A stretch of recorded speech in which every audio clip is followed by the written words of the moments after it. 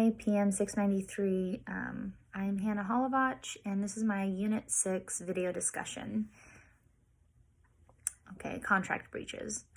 During procurement management, there are contracts that companies utilize to obtain material or labor. There are issues within the contractual periods. Some of the many problems that can arise during the contracting comprise of inadequate communication between teams, lack of clarity, suppliers unable or not fulfilling their obligations, poor level of involvement between both parties, unaware of hidden risks, and finally, lack of communication. A breach of contract may occur when a participant to a valid contract has neglected to fulfill their side of the agreement.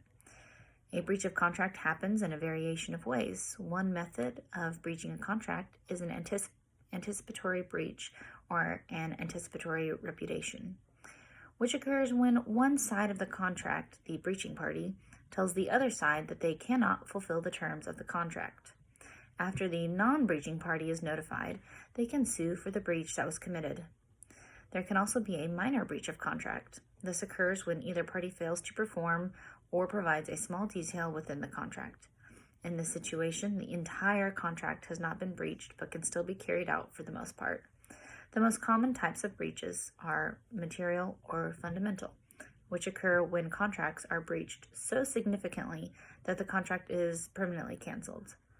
The contract is canceled because it renders performance for the other party. Damages are a figure of compensation that is awarded for an injury that was caused due to a breach of contract. There are numerous remedies for a breach of contract.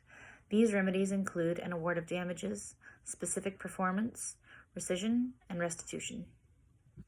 A complex licensing agreement will have a multitude of issues to consider.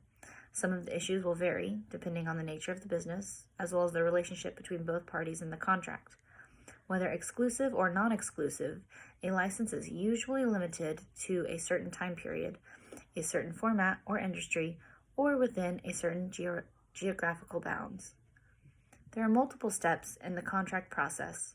They start with the drafting the contract, then move on to negotiations, and lastly end with execution and closeout. During the drafting of the contract phase, this is where it is determined that both or all parties can participate in the contract. Then the exchange of goods is determined.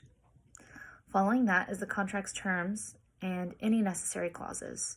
Next is the negotiation phase, where both sides of the contract will counter offer the terms of the contract until an agreed upon final version is decided on.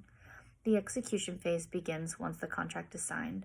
Once the contract has met all of the terms and administrative requirements have been met, then the closeout stage can be completed. Businesses utilize contracts because it provides a written document of the conditions required by each side.